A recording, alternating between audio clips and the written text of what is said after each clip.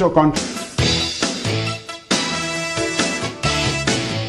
sunrise that we've got Dr. AMOS AKINGBA, who is on NADECO and AFENIFERE chieftain. Thank you for coming on this morning, sir. Thank you for having me. Could you give us your impression about, we just had the Iowa representative leave the studio. He was talking about the statements they made. What's your impression about all of these threats and counter comments? I'm not surprised at all. Nigeria is threatening everybody and groups.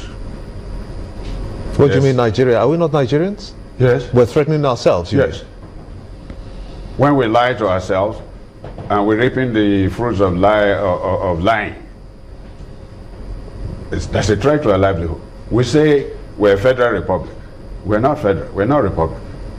We say the state of Nigeria is secular. We're not secular.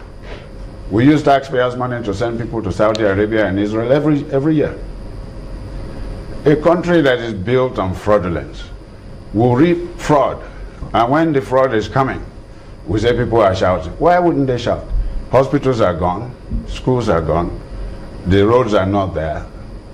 Electricity does not exist. Water is scarce. And you think people will not cry? So those are the little pointers that have resulted in this kind of statement. They are the major thing that is afflicting Nigeria. We were not like this originally. Igbos, Yoruba, all the various ethnic groups, they were living in harmony. Productivity was going on. We had industrial estates booming, springing up. We have 4 refineries. They're all dead. And our population is increasing. The things to make life worthwhile, they are not there. People are going to bed without food. Children are emaciated. Research evidence are coming out that the cranial capacity of the brains of our children are getting smaller. And you say people will not shout? We are victims of the lie that we call our own, the social contract, which is another name for the Constitution. We say we in Nigeria gave this Constitution to ourselves. We didn't. It was imposed. And it's not working. It's centralized. And the good things of life are not available for Nigerians. And they are crying. And you begin to blame them. You don't blame victims. You blame the system that produced the victims. So they're actually on the same side when the Igbos say that we want secession, and the Hausa said, okay, you can go freely. The Middle Belt say that we're not part of the North. You have AFENIFERE on the one side. They're all crying out for the same thing. Correct. Do they realize this though? Well, if education is deficient, knowledge is also deficient. I think they do. Only they are suffocating. And they say, hey, give me breathing space, please. Let me put my house in order.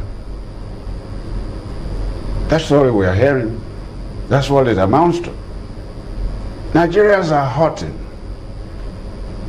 Religion and ethnicity and whatever else is used to mask the class divide. The elites have let us down. The definition of elite is a group of people that have the best of whatever is going in that society. So there are two tribes now in Nigeria, the elites and the masses. Exactly. And they're using religion and ethnicity to mask their inefficiency. The elites who are supposed to provide leadership, they are not. All these professors, fellows of these institutes or that, they can't make roads. Even their own cars, they cannot repair their cars when they're bad. We cannot produce food, and we have professors of agronomy, of agriculture, of this. He doesn't even know how to grow them. We spend trillions of naira every year to import our food that could be produced here in this country.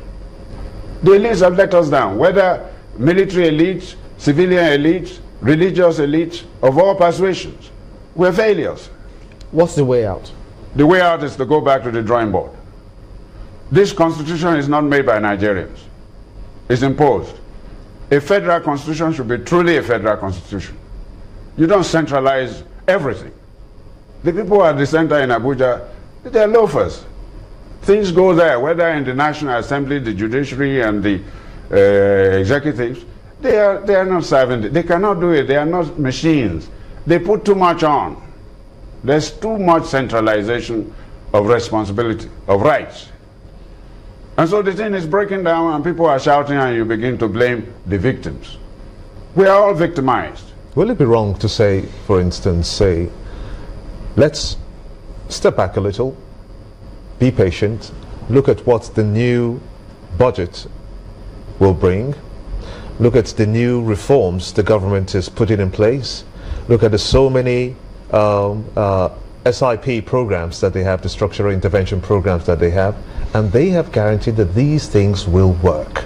Can we be a little more patient to see that we see the benefits before we conclude? Jimba, please, please. You say they have guarantee. Which guarantee do they have? We've been having budgets every year. They never work. We are in June now, almost to the middle of June. But the budget has not been passed. It's a new administration. Yeah. Does it make a difference? New for what? New bandits. New corruption. What is the difference between last year and this, except with that we're going backwards? No, they say that in the past 16 years of the PDP, this government said in the past 16 years of the previous administration, it has brought this country to ruins and they are trying to fix it. That's what they would say. Do you not believe that they have the capacity to fix it? Nobody can fix this system. It's like putting square peg in round hole. It wouldn't work. It's not Buhari's fault, or Jonathan or the previous ones. They were handed and still being handed instruments, i.e. the Constitution, that cannot work the way it is. If I could pick it up from there, Doctor. So how do we approach this? Because we've seen people come into government, or before they come, either they come into government or when they leave, they talk about restructuring or ensure we have a proper federal system. But when they are in government, the story changes. Yeah, when you are eating, you don't talk. That's what they say. And they're all eating now. The executives, the legislators, and the judiciary. The masses, they are going to go beyond control. That innocent people will be beaten up on the street. We're getting there. History is there throughout the world. We are human beings like other societies. When you push somebody to the wall, they react. Nigerians are reacting, and we are trying to blame them. We are all victimized. We've been put in a situation that no decent human being should be in. Nigeria never was like this. Ethnicity, religion never played important roles in our life. You were free to believe what you were. You were free to live where you are. But now the scarcity of the necessities of things of life and living have pushed people to compete for smaller and smaller good things. And so the intensity of competition is now say, okay, I must give to somebody who is a member of my church, or I must give it to somebody who is from my ethnic group or my village. This is because of the scarcity of the necessities of things of life and living. We are supposed to produce. We are consumers. We do not produce anything. All the factories that are in Nigeria have closed down. Unemployment is soaring. Boys and girls are leaving high schools, universities, no work. Speaking about history, and you said, if I'm really sorry, I'm really embarrassed that we are too docile. People should go out and smash all these things. They are oppressors. You're not calling for violence. They are being violated. But if you're speaking about, my friend. Speaking about history, if your government, your institutions are not serving you, you take them and redress them, make them work. But people shouldn't take laws into their hands, Chief. Which law? The law that is not their law, the law that oppresses them. You are asking the oppressor, the oppressed, to go and ask permission from his oppressors how he's going to get out of oppression. But you're joking. Speaking about history and the masses, it's the 24th anniversary of June 12th. Correct. And so we do remember at that time how, it was a different scenario. Electorally, people believed in the system, everyone went out. But 24 years on, how would you say the ideals or what that period stood for has impacted the country? Well, it has not, and that's why we're going backwards. Nigeria is going backward. Things, yesterdays are better than today, and if we're not careful with today, today will be better than tomorrow. That's retrogression. Nigeria is not performing in any of the social indices. We're not doing well. Education, health, agriculture, but we are, perhaps you can say we're doing well. We produce more children. that we cannot take care of. As I said, because we don't take care of enough of our children, they are being born now with brains that are smaller than normal. And those are incendiary bombs for the future. They can't cope with human civilization because they're deficient at birth. Babies are not well fed. You go to any of the hospitals where babies are being born by their mothers and those that are born at home. It's sickening. The height of Nigerian people is going down. What about June 12th? We're not eating well. What about June 12th would you like to see in our nation today? Let us do an agreement. Constitution is an agreement that we agree to live together by these rules which we will spell out about governance. Is that a new constitution you're talking about? Yes. This current one is a fraudulent one. And it's giving us victimhood. Why do you say it's fraudulent? Because we never did it, and they say we did it. If somebody say you did something that you not do, is that not a lie? We went to court, the case is in court, praying the court to say, look, the Nigerian people never did it. The court kept adjoining, part of the problem we have. The case is still in court. In Nauru started it. A lot of distinguished men and women up and down this country had their signature there. The case has not been taken. What do you think about the confab that we've had, let's say the recent one? If we had an implementation of that, will it solve the problems? It will go a long way in solving them. So why don't we adopt it and begin to use it then? Ask me, if I'm president, I'll do it yesterday, not even today. But ask Buhari, they never believed in it. So the problems are mounting. We are suffocating. We are self-inflicted with injuries. And we will reap the fruit of our labor. That's my prayer.